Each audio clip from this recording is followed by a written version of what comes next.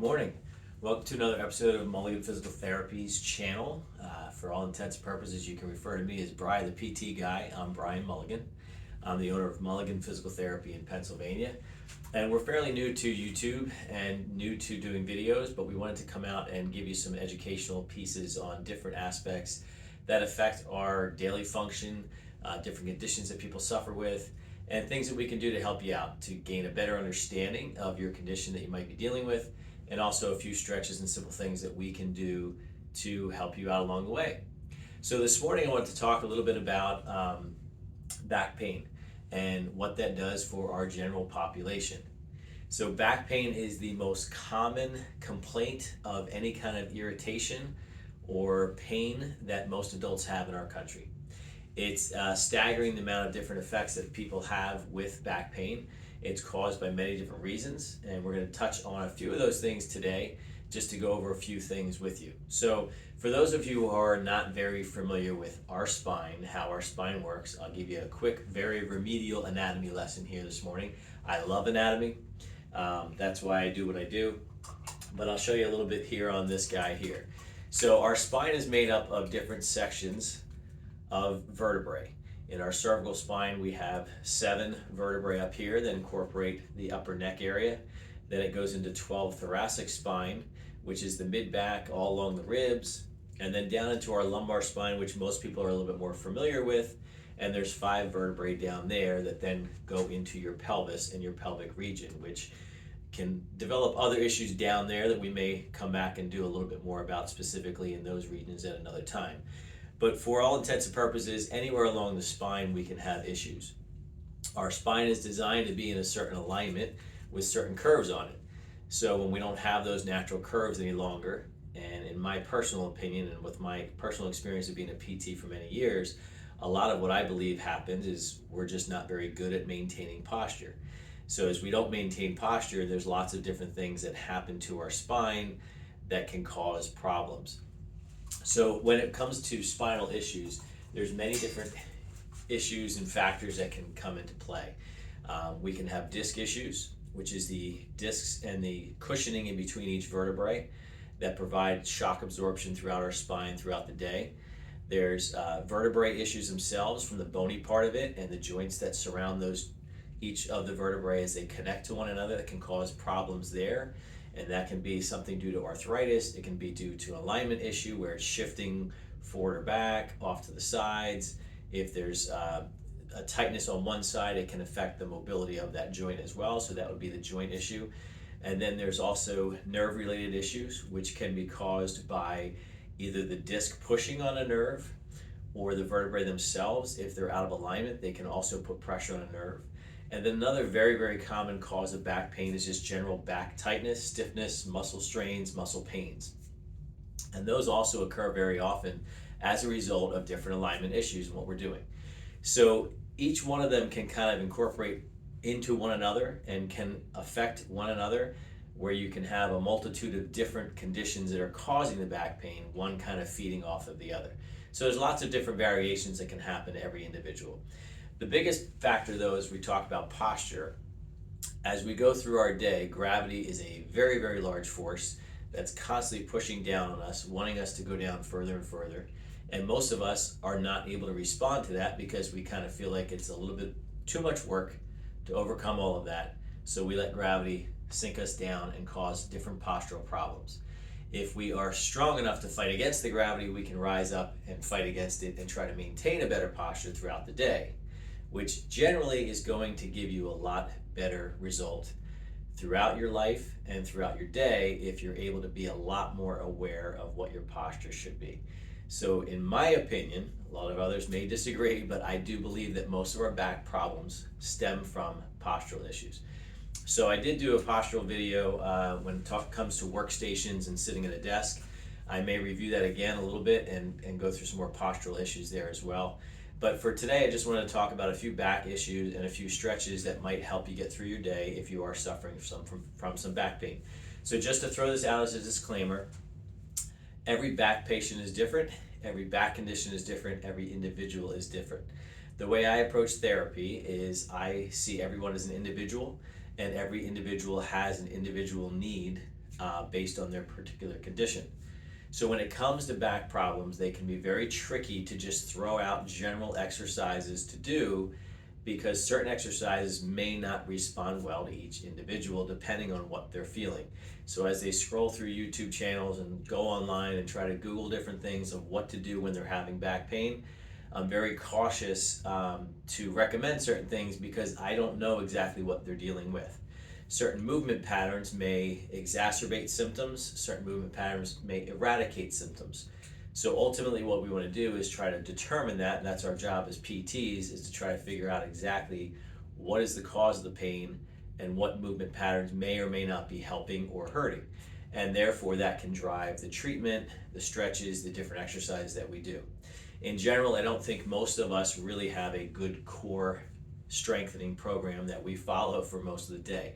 Most people, if you talk to them when they do exercise, they're not really crazy about doing ab exercises. They're not really crazy about doing core exercises.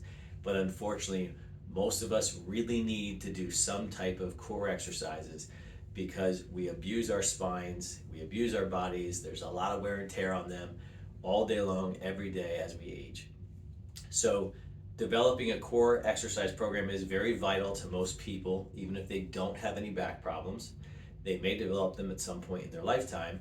So having a good strong core, and the core is involving your abdominal muscles and your back extensor muscles combined so that both sides of the spine simultaneously can support it and provide stability for the spine.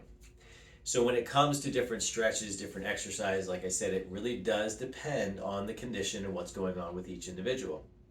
For instance, if there's disc-related issues, sometimes a movement pattern may put the disc in a compromised position to give you more pain and possibly even pinch the nerves that go down into your legs, and therefore you get leg symptoms, you get numbness, tingling, pain, different variation of symptoms. If it's more of a muscular spasm, then some of those movement patterns are actually going to be a different direction because now you're trying to stretch out the muscles that go along the back of the spine.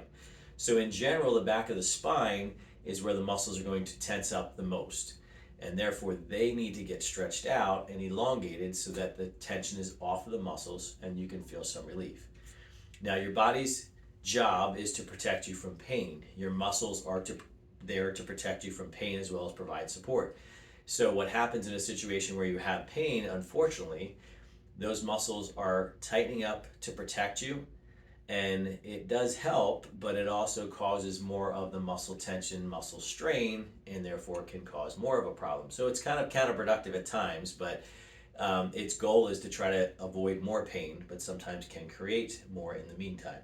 So a lot of times with a tight muscle strain, muscle pulls, those kinds of things where people bend over and they get a stabbing pain, they can't really straighten up anymore. A lot of times it's more muscular. Other times it can be disc related, and that really depends on, again, the individual. So when it comes to back muscle strains or muscle pains, if it's truly a muscle tightness, the biggest thing we want to do is we want to stretch that out. Now, on the early stages of that, the first day, 2 days, 3 days even, it may be so irritated that nothing wants to move. So the general recommendation there is to try to find a position that you can get into that you're comfortable, whether it's lying down, sitting, lying on your side, lying on your stomach, lying on your back. Each one of those positions, again, will bring different results for different people.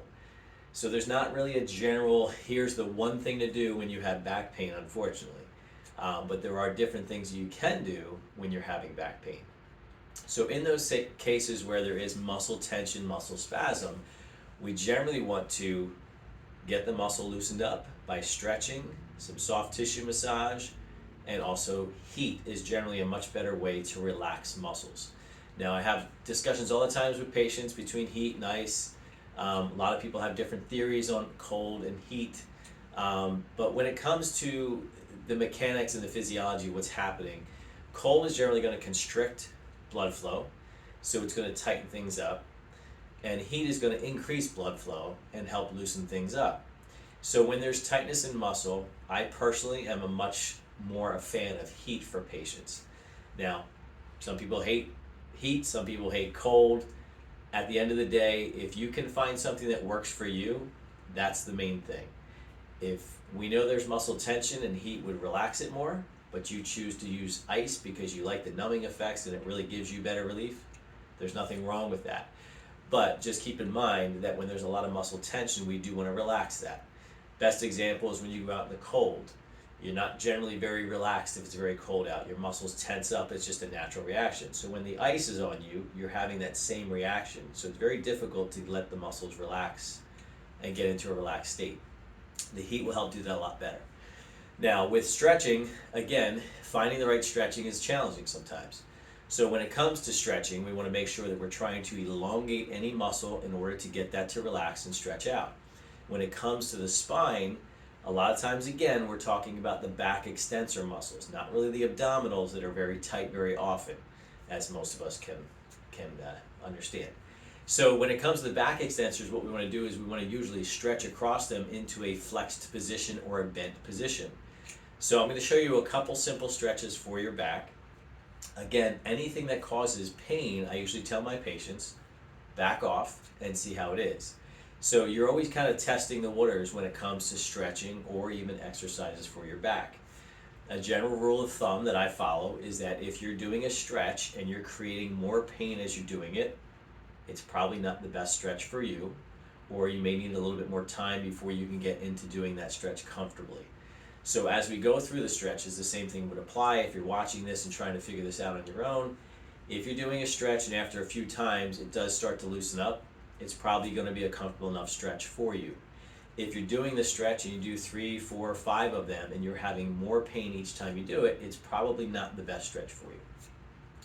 Typically, if we're starting out with stretching, we do want to have the stretch last longer to get a better effect. When people are very tight or very sensitive, sometimes the stretch has to be pretty minimal in the beginning, 5, 10 seconds. As they get used to the stretch and can tolerate more, then we increase the time. So as the time increases, we can get up to a 10, 15, 20, 30 second stretch, all the way up to 45 to 60 second stretch. When you're holding it for longer periods of time, you're getting a more prolonged stretch, which is the main goal. We want to be able to get up to a 30, 45, 60 second stretch hold on the stretching. But what happens is sometimes we need to build up a little bit of a tolerance to get there. When you get to a longer stretch hold of 45 or 60 seconds, those are the times where you're going to back off how many you're doing. You don't need to do as many of them. In the beginning, if we're doing like a set of 10 of the same stretch for 10 seconds, 15 seconds, that's all okay. If we get up to 60 seconds on a stretch, that's a long time to hold the stretch. You're probably only going to need to do about 3 to 5 of those. So you're backing off the reps on how many you're doing of those. Okay? So what I'm going to talk about first is a seated position stretch. One simple thing, again, I'm a little higher up on this table here, but if you're sitting somewhere that's supported, you can put your hands on a desk, you can put your hands on a table, something in front of you, and just reach and stretch out forward this way. Again, as you reach and stretch, you're going to hold that for about a count of 5, 10 seconds at first, make sure you're okay, and then slowly come back out of it. Any stretch that you ever do, you never really want to bounce with the stretch. And I have some people that, they're constantly bouncing this way because I think they're trying to gain momentum to get into a bigger stretch. When you do that, you can injure your joints and your muscles, and you can cause more muscle spasm as a result of it trying to counter protect you. So the stretch should be a prolonged, slow ease into the stretch. Once you're out into the stretch, that's what you're holding, and you're going to maintain that stretch for the length of the hold, and then slowly return back to the position you started with. If you come back up too quick again, what happens is those muscles grab. They go into spasm because they're not ready to quite get out of the stretch and now have to work. When your muscles stretch, they're not working. They're in a passive movement. They're not actively contracting. When you come out of a stretch, if you use the same muscle, it's going to contract quickly, sometimes too quickly, and create either more pain or more spasm. So another general stretch that a lot of people want to do is just straight bend over this way towards the floor. Now again, this is a great stretch for your back, for your hamstrings. The problem with this is not the stretch forward, it's the coming back up. People that have a compromised back, they're going to start to feel it right away as they start to come up for that same reason. The muscles are now contracting, trying to come out of that.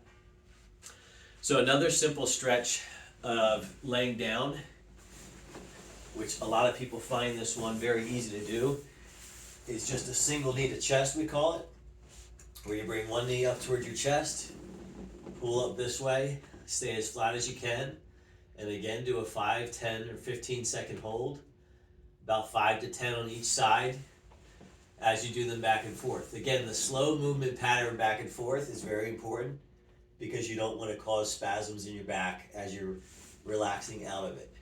Okay? Some people, when they're very tense, just that movement creates more pain. The other way is to pull them both up together and then try to pull both of them up toward your chest for the same hold. And again, that stretches all across the lower spine, into the glute muscles, and across your back. So as you're doing those stretches, you can always modify them. You can keep the knees bent up to start with and then pull into the stretch.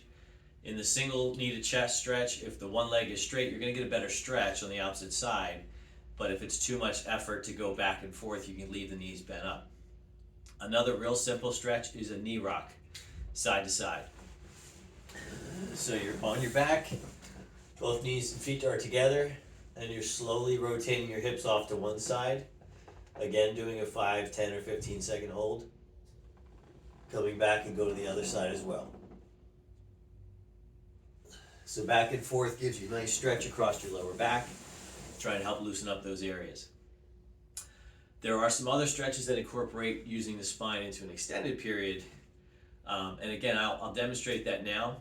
But this is the one that really gets a little tricky if there is a disc-related issue, if there's some problems at your sacroiliac joint, which is where your lumbar spine meets up with your pelvis, which we'll talk about another time. Or if there's another condition where the joints are kind of jamming on each other. Sometimes this can get a little uncomfortable. So what we do is we go on your stomach now. And with your hips and your spine relaxed on the table or on the floor, wherever you're doing these, you're going to slowly come up on your hands as if you're doing a push-up, but you're keeping your hips down. And this is a very big stretch across the front of your spine as well as the back, but it really activates the back muscles more now doing this. It's still pretty passive because there's not a lot of activity because of the positioning you're using, but it still does help get some stretch back there and gets those muscles working. But more importantly, it helps you to extend the spine. This one usually doesn't feel that comfortable with most people because, again, our posturing is always flexing forward and not extending our spine back this way. So this is one of those positions where sometimes it might be easier to just come up on your elbows. That's a modified version of doing this. And for some people who are really, really tight, it would just be laying on your stomach flat this way to just provide the stretch that would give you. So as you go through these stretches, again, if you're having pain, I would hold off. If you're having a lot of pain or none of these are working for you, I would definitely contact your physician or contact your physical therapist to try to get in and see what they can do to help you out. We treat lots and lots of back and spinal issues. It's a big part of our practice here. It's a big part of most PT practices in general because it's such a common problem that happens with most of us. So I hope these stretches help you out a little bit. I hope that you are surviving with your back pain, and if you have any other questions or comments, please like, share, subscribe, and we'd love to hear from you. Make some comments in the bottom there, and if you need to contact our office, please do so. So hope you have a great day and hope you get better with your back pain. Take care.